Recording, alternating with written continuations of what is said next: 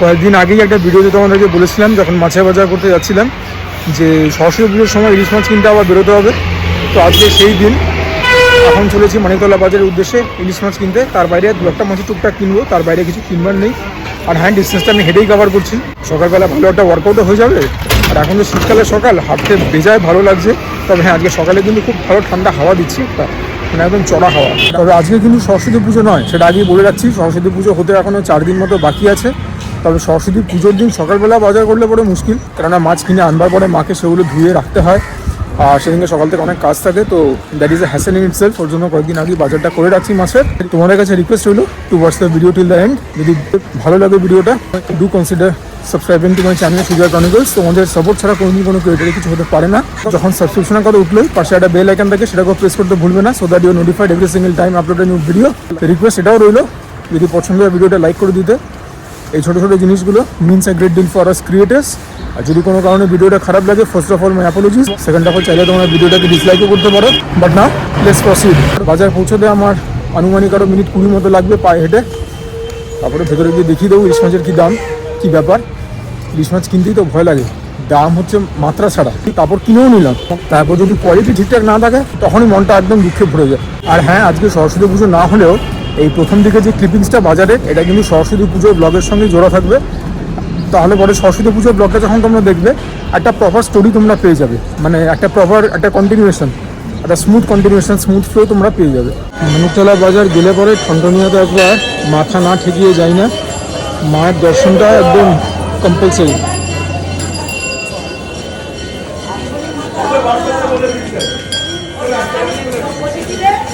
তোমরাও মাকে দেখে না, জয় মা।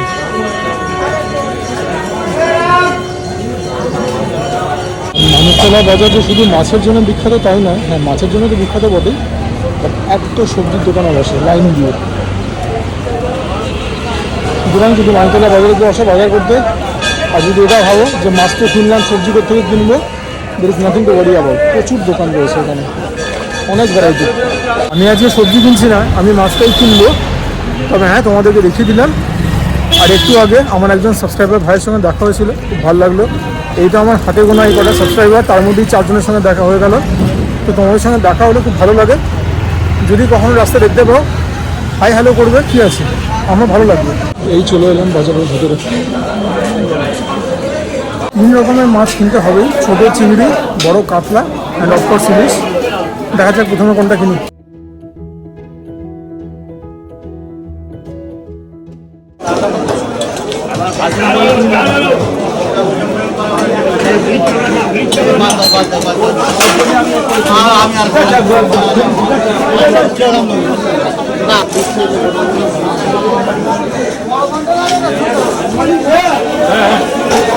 এই একজন পরিচিত মানুষ আছে চিংড়ি নিয়ে কাছ থেকে। চিংড়ি কত করে দাদা? চিংড়ি কত করে?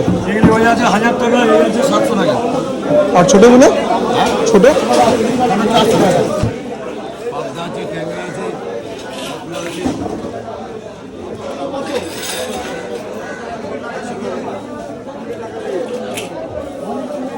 চিংড়ি কত করে ভাই? 750 টাকা। আর ছোটো সাইজগুলো? 400 টাকা।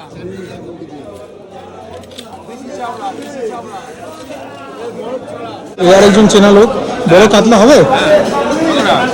কোথায় ওটা? এরা আজকে গোটা মাছ নেই? আজকে গোটা নেই? ওটা আজ এবেলা কাটবো না, বড় কাতলাই কেটেছি।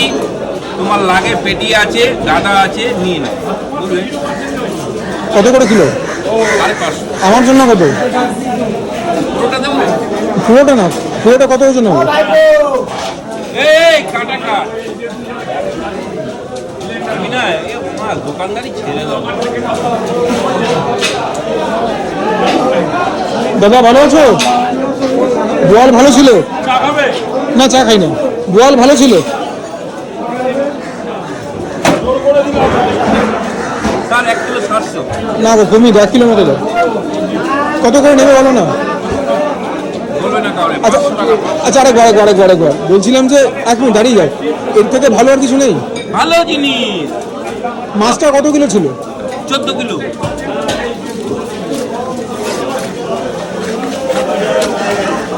এই গলার দিকটাই দিলে? আচ্ছা 1 কিলো 50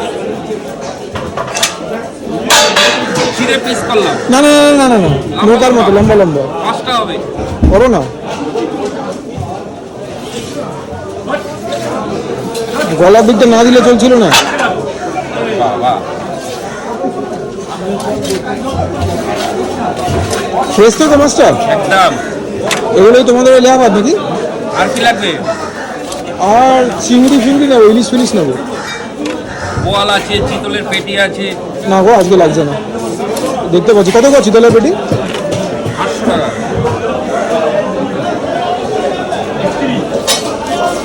মাছটা যেটা আমাকে দিল 14 কিলোর মাছ ছিল, কাটা আমার কাছ থেকে 500 নিল। এই ইলিশগুলো কিন্তু বাংলাদেশের, এগুলো তো বোধহয় বাংলাদেশ নয় না? গলদার সাইজগুলো প্রমাণ সাইজের। এই গলদা কত করে দাদা? এটা 350 টাকা দিচ্ছে, 400 টাকা বলেছিলেন। জীবন্ত ট্যাংরা কত করে? জ্যান্ত ট্যাংরা? ট্যাংরাগুলো জ্যান্ত আছে 700 টাকা। আর পার্সেগুলো দাদা? পার্সে 500 টাকা। 500 টাকা। সব দেশি পার্সে না? ডিম আছে কি? আরেকটা বেশি বড় আছে 700 টাকা। ভেতরেও প্রচুর মাছ রয়েছে। দাদা এগুলো বেশি তো? অরিজিনাল ডিজি বাসে ডিম ভর্তি।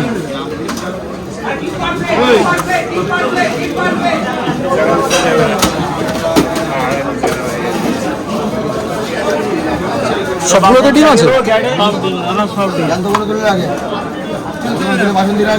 আমি তাহলে 4টে নেবো।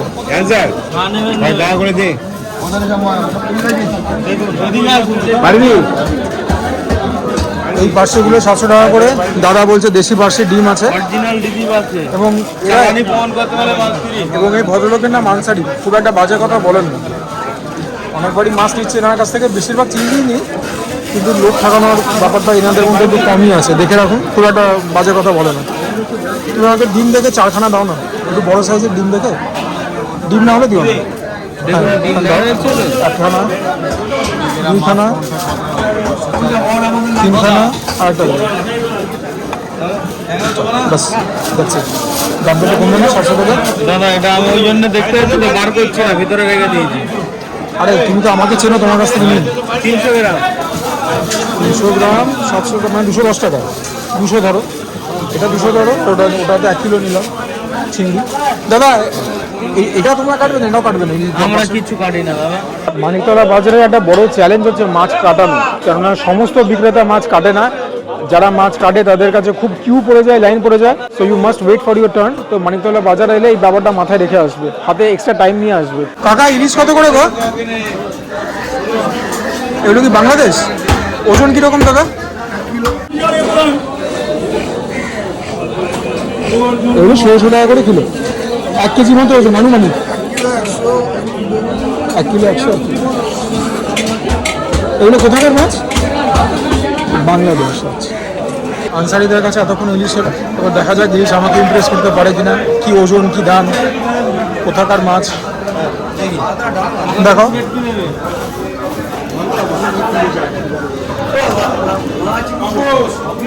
দাদা কোথাকার মাছ এগুলো? এগুলো কি স্টোরেজের না কাছে? সব থেকে ভালো কোনটা এটা? কেই বলে কপাল, মানে একদম কপালের নাম গোপাল যাকে বলে। মাছের বাজারে গেলাম সরস্বতী পুজোর ইলিশ মাছ কিনবো বলে।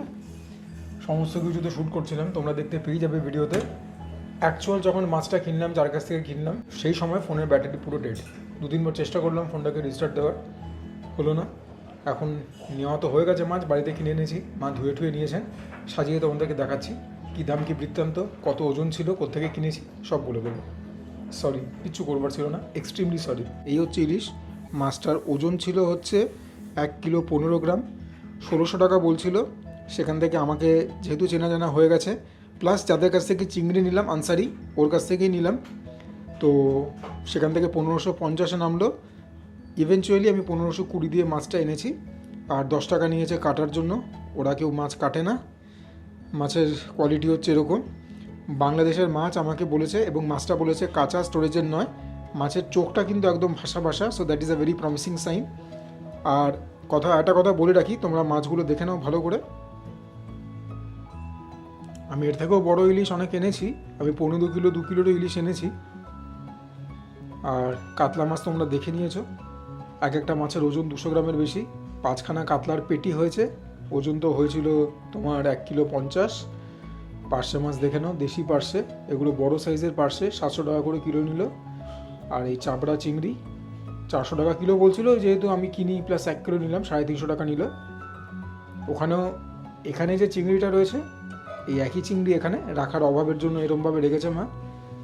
So this is about it. তো মোটামুটি এই বাজার ছিল, জাস্ট গেছিলাম সরস্বতী পুজোর জন্য ইলিশ মাছটা কিনবো দেখে। অ্যাকচুয়ালি আমাদের বাড়িতে রীতি ছিল জোড়া ইলিশ কিনবার, বাবা অনেকবার এনেছেন। তারপরে কালে কালে জিনিসপত্রের দাম এমন জায়গায় গিয়ে দাঁড়িয়েছে যে জোড়া ইলিশটা একদম মানে সাধারণ লোকের আয়ত্তের বাইরে চলে গেছে। বাট ঠিক আছে, এনে নিয়েছি ইলিশ, মায়ের কৃপায় আশীর্বাদে, ঠাকুরের অনেক কৃপা আছে। একটা কথা বলে রাখি, আনসারির কাছ থেকে তো কিনলাম, একটা ওখানে একটুখানি শর্ট হাইটের একজন একটু হাট্টা গোট্টা লোক আছে, তার নাম আনসারি না, আনসারি ওপরে বসে থাকে।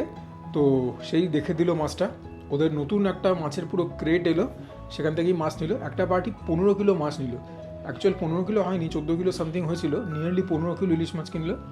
যাই হোক, কোনো হোটেল চালায় বা হয়তো বাড়িতে কোনো অনুষ্ঠান আছে, বাট হ্যাঁ আমি মাছটা নিলাম। আর মাছটা দেখে আমারও ভালো লেগেছে এবং ওই লোকটি নিজে বেছে দিল। এবং তারপরে যখন কাটাকাটি হচ্ছিল, আশেপাশের অনেক লোকেরাও মাছটাকে কমপ্লিমেন্ট দিল। আশেপাশের লোকেরা বলতে দোকানদাররা, কোনো কাস্টমার নয়। তো এবার দেখা যাক কে। মা যখন মাছটাকে ধুচ্ছিলেন, মা বললেন যে মাছটা টাটকা আছে, ভালো আছে, কিন্তু মাছের গন্ধ মা পাচ্ছিলেন না, কিন্তু আমি কিন্তু মাছের গন্ধ পাচ্ছি। মাছটার মধ্যে কিন্তু ডিমও কম ছিল। ইলিশ মাছের একটা জিনিস জেনে রাখবে, ইলিশ মাছের ডিম খেতে যেরকম ভাল লাগে, সেরকম প্রপার ইলিশের পরিচয় হচ্ছে পেটের ভেতর তার ডিম থাকবে না, তাহলে পরে পেটিগুলো চওড়া হয়, তেল বেশি হয়, স্বাদ আরও বাড়ে। এখানে দেখতে পাচ্ছ অল্প অল্প ডিম রয়েছে, বাট হ্যাঁ এখন কলকাতায় এর থেকে ভালো ইলিশ তো আর বোধহয় পাওয়া যায় না। আর হ্যাঁ, এই ভিডিওটাতে জুড়ে দেবো সরস্বতী পুজো ব্লগের সঙ্গে, যাতে করে কিনা একটা কন্টিনিউটি থাকে, যেরকম রাস্তায় বলছিলাম। সুপ্রভাত বন্ধুরা, আজকে সরস্বতী পুজো, তো আশা রাখছি আজকের দিনটা তোমরা ছুটি উপভোগ করবে। এবং আমি জানি যে উচ্চ মাধ্যমিক পরীক্ষা আগামী পরশুদিন থেকে, তো যারা যারা উচ্চ মাধ্যমিক পরীক্ষা দেবে আগামী পরশুদিন থেকে, তাদের প্রত্যেকের জন্য রইল সুজয় ক্রনিকলস চ্যানেল থেকে অনেক অনেক শুভেচ্ছা এবং I wish you all the very best in your future endeavours. আর মা সরস্বতী তো তোমাদের পাশে থাকবেনই। চলো আজকের দিনটা ছুটি উপভোগ করতে হবে। মা একলা রয়েছে, পুজো আমরা করি যেদের সাধ্য মতো, মাকে কিছু ভোগ নিবেদন করবার চেষ্টা করি, যেরকম সাধারণ লোক করে থাকে আর কি।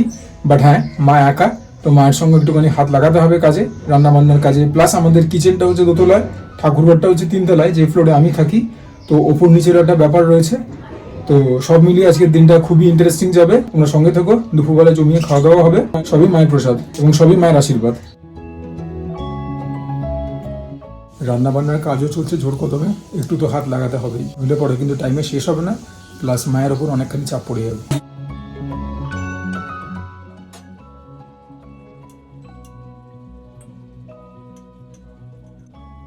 লুচির জন্য ময়দা মাখা হবে ঘি দিয়ে, আর পায়েসটা কমপ্লিট হয়ে গেছে, চালের পায়েস। আর টমেটোর চাটনি, আলু দিয়ে ফুলকপির কষাও আমাদের রেডি হয়ে গেল। লুচির সঙ্গে খিচুড়ির সঙ্গে একদম ফাটাফাটি লাগবে খেতে। এখানে কিছু ভাজাও আছে, এগুলো সব ঠাকুরকে নিবেদন করা হবে। বেগুন ভাজা, ফুলকপি ভাজা, আলু ভাজা।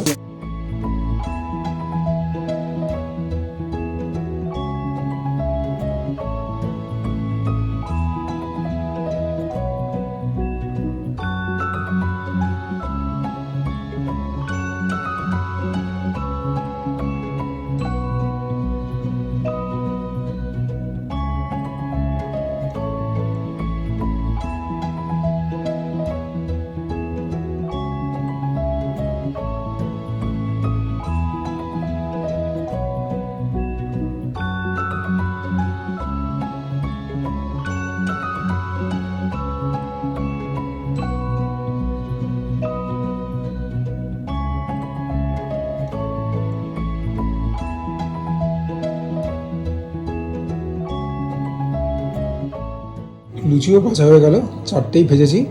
মাকে নিবেদন করে 2টো আমি খাবো, 2টোই মা খাবেন। এই ঠাকুরের ভোগের খিচুড়ি তৈরি, bhuna khichuri with loads of dry fruits. এই আমাদের সেট আপ মোটামুটি কমপ্লিট হলো। এখানে আমাদের রাধাকৃষ্ণ আছে স্থাপিত, আর এই হচ্ছে সরস্বতী মা। তো মাকেই নিবেদন করে সমস্ত খাবার রয়েছে। কি কি খাবার তোমাদেরকে একবার বলে দিচ্ছি। মায়ের ভোগের খিচুড়ি, বাট এটা ভুনো খিচুড়ি। এখানে ভাজা রয়েছে, বেগুন ভাজা, আলু ভাজা, ফুলকপি ভাজা, আলু ফুলকপির কষা, চাটনি, টমেটো। এটা হচ্ছে চালের পায়েস। এখানে রয়েছে 5 রকমের ফল, কলা, নারকেল কুল, যেটা কিনা সরস্বতী পুজোতে একদম মাস্ট, কমলা লেবু, শাকালু, আপেল, নারকেলও রয়েছে। এখানে কিছু মিষ্টি, আর এখানে ঘিয়ে ভাজা লুচি। আর এখানে সকালবেলা মা রাধাকৃষ্ণকে দিয়েছিল বাতাসা। এই হচ্ছে ছোট্ট সেট আপ। মায়ের কাছে অনুরোধ, মা যেন এগুলো গ্রহণ করেন এবং আমাদের ওপরে কৃপা করেন। বিদ্যা দাও মা, বুদ্ধি দাও মা। পুজো স্টার্ট হবে এবার, আমি করবো পুজো। জয় জয় দেবী চরাচর সারে কুচ যুগ শোভিত মুক্তাহারে বীণা পুস্তক রঞ্জিত হস্তে ভগবতী ভারতী দেবী নমস্তে। কি যে করছি মা আমি জানি, ওই কলার ওইটা ওখানে দিয়ে দেবো। আমাদের পুজো কমপ্লিট, এবার আরতি করব। আরতি করে আবার সমস্ত ঠাকুরের কাছে যে প্রসাদ দেওয়া রয়েছে সেগুলোকে নিচে নামিয়ে নিয়ে যেতে হবে।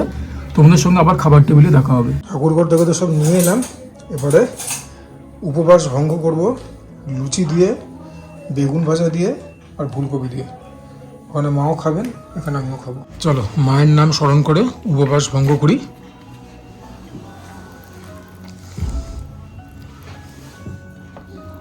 লুচি বেগুন ভাজা কার কার প্রিয় কমেন্টে বলো। আমার ভাল লাগে বেগুন ভাজা, বাট যেগুলো ভেতরটা একদম সাদা হয়, ধবধবে সাদা, এটার মধ্যে হালকা বীজ আছে। জয় মা, জয় মা, জয় মা। বিদ্যা দাও, বুদ্ধি দাও মা, আমাকে দাও এবং আমার যারা দর্শক তাদেরও দিও।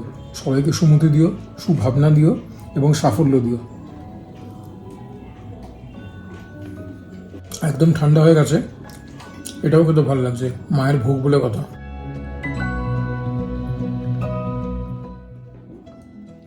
এবারে আলু ফুলকপির দম বলবো, কষা বলবো না কি বলবো জানি না, বাট যেটাই হোক এটা দিয়ে খাই। এরকম বড় বড় চাঙ্ক গেছে ফুলকপির।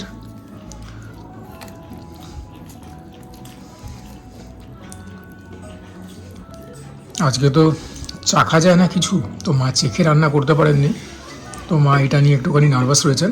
বাট যে কথাটা আগে বললাম, ঠাকুরের ভোগ বাজে তো হতেই পারে না। কি বললাম, মায়ের ভোগের কামাল। এর থেকেও ভালো মা বানিয়েছেন, কিন্তু আজকেরটা খুবই ভালো হয়েছে, অতি উত্তম। আর মাও বানিয়েছেন পরিশ্রম করে, যত্ন করে এবং মাকে স্মরণ করে। তো সমস্ত মিলিয়ে মিশিয়ে একদম জম্পেশ। একটু আলুও নিয়ে নিই। ইন জেনারেল বাড়িতে চন্দ্রমুখী আলু আসে, বাট এখন বাজারে পাওয়া যাচ্ছে না। এখন বাজারে আছে নতুন আলু আর পুরনো আলু। আলুগুলো একদম প্রপারলি বয়েলড, ফুলকপিটাও ক্রাঞ্চি আছে, just the way I like it. তরকারিটাও খুব ভালো হয়েছে। আর এরপরে যখন খিচুড়ি খাবো তখন দেখা হবে। প্রথমেই তোমরা শঙ্কিত হও, বলে রাখছি এই খিচুড়িটা ভোগের খিচুড়ি না। খিচুড়িটা একসঙ্গে বানানো হয়েছে, বা ঠাকুরকে নিবেদন করা হয়েছিল, ওখান থেকে তুলে সেটা আলাদা রাখা রয়েছে, ওটাই প্রথমে খাবো। বাট এই হচ্ছে আজকের লাঞ্চ। ভুনো খিচুড়ি, পাঁপড় ভাজা, অনিয়ন রিংস ফ্রাই, বেগুনি, আলু ফুলকপির কষা তোমরা দেখে নিয়েছো, অ্যান্ড অফকোর্স ইলিশ মাছ ভাজা। এটা আমাদের বাড়ির একটা ট্রেডিশন। জোড়া ইলিশ আনার কথা, বাট এখন জিনিসপত্রের যা দাম, বিশেষ করে ইলিশ মাছের, একখানা ইলিশই যথেষ্ট। এই হচ্ছে ভুনো খিচুড়ি, ড্রাই ফ্রুটস দেওয়া, ঝরঝরে হয়। এটা সরু লম্বা চাল দিয়ে তৈরি হয়, মানে বাসমতি রাইস দিয়ে তৈরি হয়, একদম গরমা গরম। ভোগের খিচুড়ি ভালো না হয়ে যায় না। ভেতরের মধ্যে কড়াইশুঁটি গেছে, অ্যালমন্ডস গেছে, কাজু গেছে গোটা এবং হাফ, কিশমিশও গেছে, ইয়া শুকনো লঙ্কা তো যাবেই। গরম মশলা ফর মশলা দিয়ে তৈরি হয়, ব্যাপক লাগে। মাকে স্মরণ করে জয় মা। ভোগের খিচুড়ি কেরম হয়েছে আর বলতে হবে? মুখের হাসি দেখে বুঝে নাও। দেখবে এটা তোমরা নিজেদের জীবনেও লক্ষ্য করে, ভোগের জিনিস, ভোগের খাবার কখনো খারাপ হয় না, জাস্ট হয় না। তাড়াতাড়ি ভোগের কিছুটাকে সাবার করতে হবে, নইলে ওখানে যাওয়া যাবে না। ওখানে ইলিশ মাছ ফ্যাল ফ্যাল করে তাকিয়ে রয়েছে। চলে এসেছি মেন প্লেটের দিকে। টমেটোর চাটনি, যেটা মা সকালে বানিয়েছিল, বাট প্রথমে যখন পাতে রয়েছে ইলিশ মাছ ভাজা, প্রথমে এটাকেই খাবো। তোমাদেরকে তো বলতে হবে যে মাছের কোয়ালিটি কীরকম। হাজার হোক, তোমাদের সঙ্গেই তো শেয়ার করলাম কেনার জার্নিটা।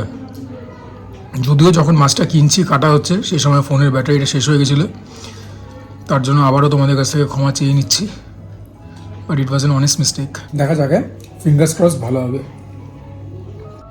মাছের স্বাদ আছে, তবে আমি বারবারই যে কথাটা বলি, ইলিশ মাছ ভাজা খেয়ে ইলিশ মাছের গুণ তোমরা যাচাই করতে পারবে না। ইলিশ মাছের ভাজাটা যে কোনো ইলিশের গুণকে বাড়িয়ে দেয়, স্বাদকে বাড়িয়ে দেয়। যখন ঝোল দিয়ে খাবো বা সর্ষে ইলিশ বা ভাতে ইলিশ খাবো তখনই বোঝা যাবে এক্স্যাক্ট ইলিশের কী গুণ, কী মাহাত্ম্য। বাট হ্যাঁ, মনটা একটুখানি গাইছে যে ইলিশটা যতটা ভালো ভেবেছিলাম ততটা ভালো নাও হতে পারে। মাছটা দেখতে কিন্তু খুবই ভালো ছিল, চোখগুলো ভাসা ভাসা, পেটটা চওড়া, সমস্ত কিছু, মাছের মধ্যে ডিম কম, তো সমস্ত কিছু দেখেই কিনেছি। বললো বাংলাদেশের হ্যান ত্যান, বাট এখন যখন খাচ্ছি তখন তো সেরকম স্বাদ পাচ্ছি না।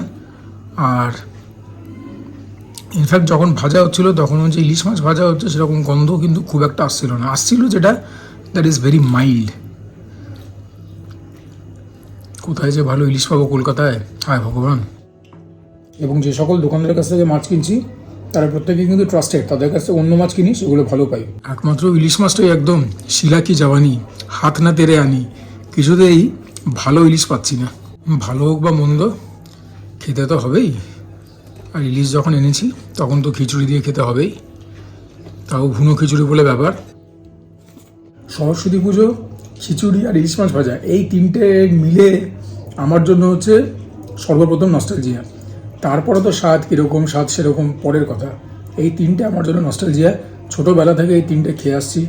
প্রথমে বাবা ব্যবস্থা করতেন, বাবার অবর্তমানে মা করছেন, মার সঙ্গে আমি আছি। বাট হ্যাঁ, এই তিনটে মিলে তো একটা অন্যরকম ফিলিং, অন্যরকম সেন্টিমেন্ট। সুতরাং মাছের কোয়ালিটি যেরকমই হোক, দিনের গুণে সরস্বতী মার আশীর্বাদে যা হচ্ছে ভালোই হচ্ছে। কাটাটা লেন্সের থ্রু দিয়ে বাসাটা একটা চ্যালেঞ্জ, বাট চ্যালেঞ্জ অ্যাকসেপ্টেড।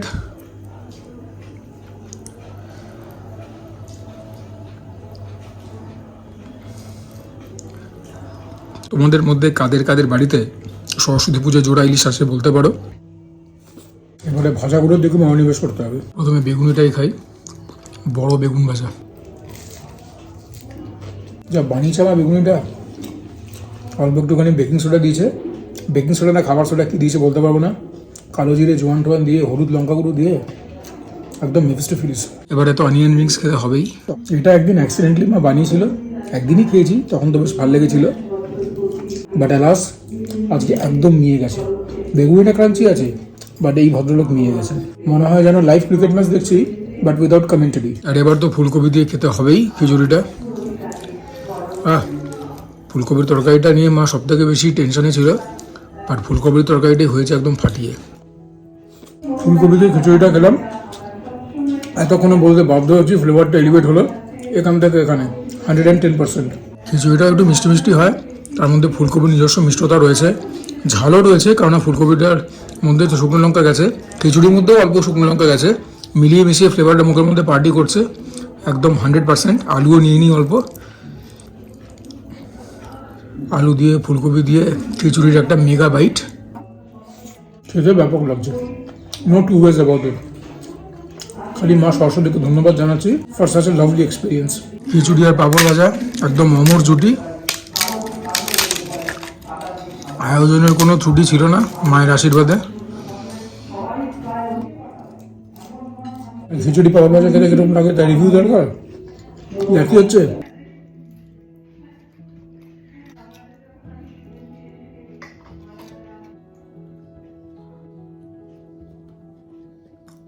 আমি আশা রাখছি তোমাদের কাছে একটা ঠিকঠাক ভিডিও প্রেজেন্ট করতে পেরেছি। যদি ভালো লাগে ভিডিওটা, প্লিজ আমার ভিডিওটাকে লাইক করে দিও। Do share my content with friends and family. যদি মনে হয় ঠিকঠাক কন্টেন্ট বানাই, তোমরা কমেন্ট করবে, তোমাদের কমেন্টগুলো পড়লে পরে মোটিভেটেড থাকি, ইন্সপায়ার থাকি। And for now this is Mishuya signing off. তোমরা সবাই ভালো থেকো, সুস্থ থেকো, সরস্বতী পুজোটা জমি উপভোগ করো, চুটিয়ে খাওয়া দাওয়া করো, তার সঙ্গে কিন্তু ওয়ার্কআউটটাও করবে।